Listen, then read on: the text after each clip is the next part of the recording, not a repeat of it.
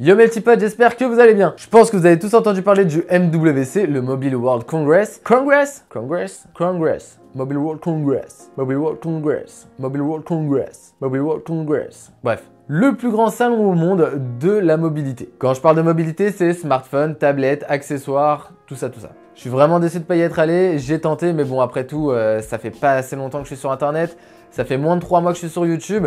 Et clairement, j'avais pas un nombre d'abonnés assez gros pour pouvoir me permettre d'y aller, j'ai pas été autorisé en fait. Mais bon, je suis bien décidé à y aller, et du coup, retrouvez-moi l'an prochain au MWC 2018. Ouais, je prévois tout de suite. Je suis prévoyant moi comme mec. Clairement, si la barre d'abonnés elle augmente pas d'ici 2018, je pourrais pas y aller. Donc tu sais ce qu'il te reste à faire.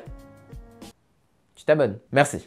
Mais c'est pas pour autant que je me suis pas renseigné au maximum sur toutes les innovations, sur toutes les nouveautés qui ont été présentées au MWC. Je vous ai donc sélectionné quelques smartphones qui ont été présentés. J'ai choisi vraiment les meilleurs, ceux que j'ai préférés, ceux qui m'ont vraiment tapé dans l'œil. On va commencer avec le smartphone qui m'a sûrement le plus étonné, je dirais. C'est le nouveau smartphone de LG, le G6. Vous vous souvenez peut-être du smartphone qu'ils ont présenté l'an dernier, le LG G5. C'est un smartphone plutôt cool, hein. Le concept était vachement stylé. C'était un smartphone modulaire. En fait, on pouvait lui rajouter par exemple des batteries ou encore un meilleur appareil photo. Le souci, c'est qu'il n'a pas trouvé sa place auprès du public. On attaque avec le point le plus important pour moi sur ce smartphone, c'est l'écran. On n'a plus des bords carrés comme on a l'habitude de voir, là on a des bords arrondis. Selon le constructeur, les applications seront optimisées pour être parfaitement compatibles avec ces écrans arrondis. Ce qu'on peut voir aussi, c'est que les bords sont vraiment très fins et ça c'est cool parce que du coup on a un écran de 5,7 pouces sur un smartphone de 5,2 pouces, ça veut dire que le smartphone est parfaitement manipulable à une main. Le tout sur une dalle IPS Quad HD et non pas en 16 neuvième, nouvelle innovation en 18 neuvième. Du peu d'actu que j'ai vu dessus,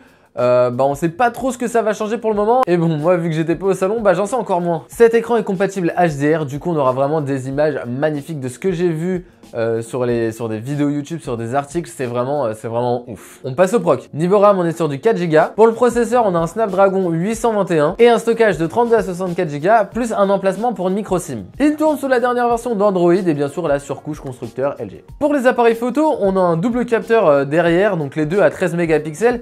Et en façade avant, on a un capteur de 5 mégapixels. Le gros plus de cet appareil photo, c'est qu'avec le format 18 neuvième, les photos pourront être prises en format carré, en parfaite définition. On a là un smartphone qui sera vraiment utile quand on partage beaucoup de photos sur les réseaux sociaux, par exemple, je pense à Instagram. Les photos carrées auront vraiment une superbe qualité. On n'a pas de date exacte pour la sortie du G6, mais il serait annoncé à un prix supérieur à 700 €. Ça fait mal.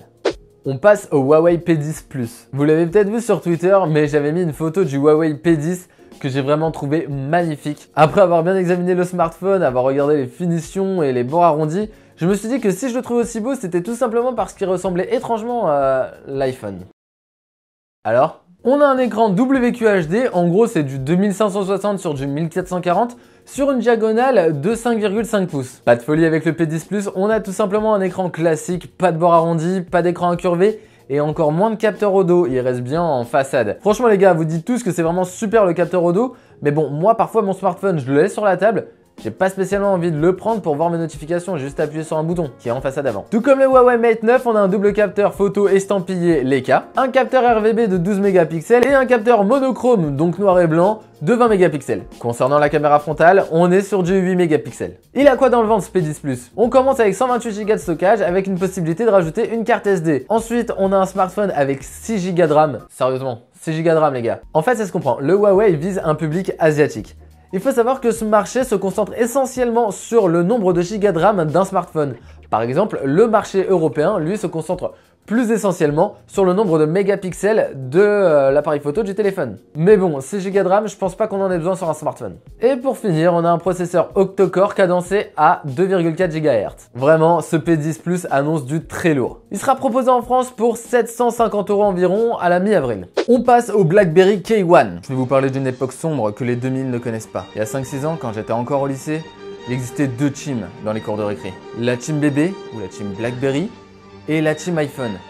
Bien sûr, la team iPhone avait raison, mais les adorateurs du BlackBerry défendaient corps et âme leur clan tout simplement parce qu'ils avaient une option que les team iPhone n'avaient pas, c'était BBM. Aujourd'hui, plus personne n'entend parler de BlackBerry ni de BBM. On avait raison.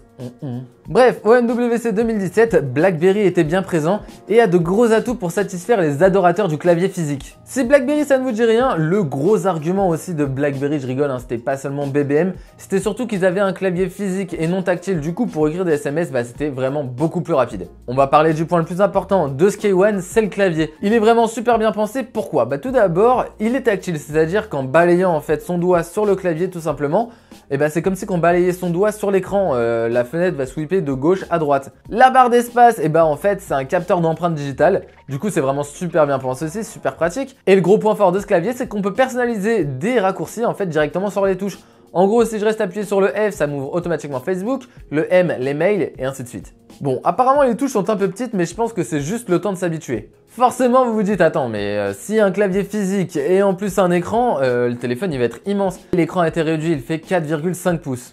J'ai pu voir quelques vidéos YouTube du K1 et c'est vrai que quand on lance une vidéo sur ce portable, on a deux grosses barres noires en fait en haut et en bas de la vidéo, ce qui peut faire penser aux bandes noires dans les films. Sinon côté proc, le K1 embarque un Snapdragon 625, 3 Go de RAM et 32 Go de stockage, bien sûr extensible aussi avec une micro SD. Le tout tourne sous la dernière version d'Android Nougat avec bien sûr les applications de sécurité qu'offre la marque, c'est-à-dire la protection des messages ou des documents par exemple. Petit plus sur ce smartphone au niveau de la caméra arrière, on a une caméra de 12 mégapixels capable de filmer en 4K et cette caméra a fait ses preuves, c'est celle qu'on retrouve sur le Google Pixel.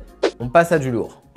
Laissez place au smartphone qui a reçu la plus haute distinction lors de ce salon, élu nouveau meilleur smartphone de 2017, voici le Sony Xperia XZ Premium. Et clairement, le nouveau smartphone de Sony est juste waouh, il mérite vraiment son titre. Bon, pour moi, si le LG G6 reste au-dessus, c'est juste par rapport à son design parce que le XZ Premium, il a un design de téléphone tout à fait classique. J'attaque tout de suite avec la plus grosse innovation pour moi sur ce smartphone, c'est le capteur photo de 19 mégapixels. Je vous parle pas seulement de cet appareil photo parce qu'il fait des jolies photos, ok, elles sont vraiment sublimes, mais si je vous parle de ce capteur, c'est tout simplement parce que c'est le seul qui est capable de filmer en 960 fps, 960 images par seconde.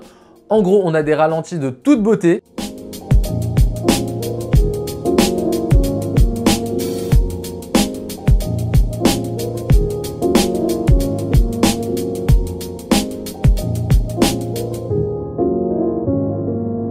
Je remercie Pepe Garcia de la chaîne Pepe World qui a bien voulu que j'utilise ces images pour vous illustrer en gros la qualité de ce ralenti et la beauté de ces images.